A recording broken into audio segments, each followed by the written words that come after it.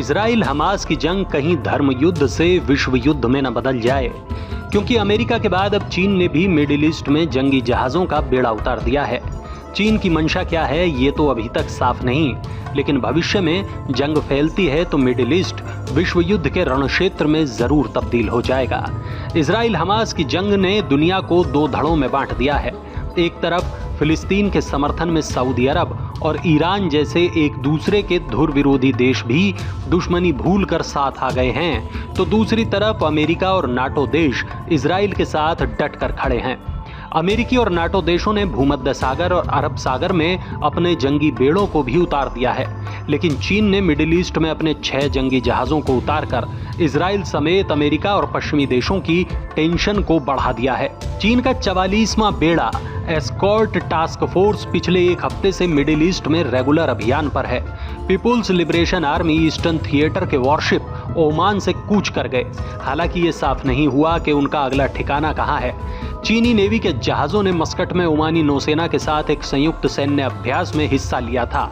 PLA navy unit 6 महीने पहले Somalia के उत्तर में अदन की खाड़ी में पहुंचने के बाद से मिडिल ईस्ट में घूम रही है। सबसे बड़ी बात, चीनी सैन्य कमांडरों ने मिडिल ईस्ट के अफसरों से मुलाकात की और सैन्य ठिकानों का दौरा भी किया है।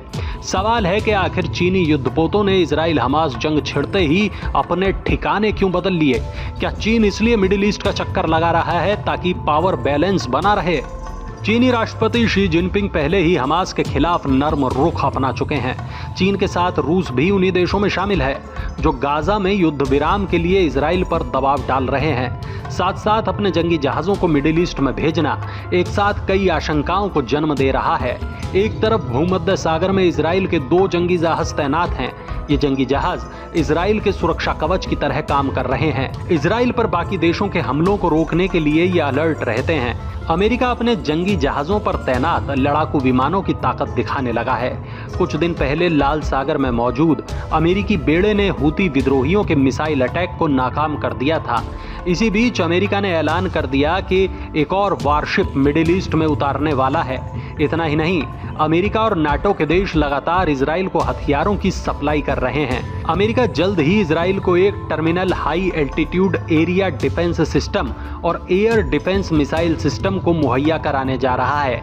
यानी अमेरिका नहीं चाहता कि इजराइल हमास की जंग में कोई तीसरा देश भी इजराइल की तरफ आंख उठाकर देख पाए। जबकि फिलिस्तीन में बेगुनाहों की मौत पर अरब देशों के अलावा पश्चिम विरोधी देश एकजुट होते जा रहे हैं और उनमें रूस और चीन भी शामिल हैं।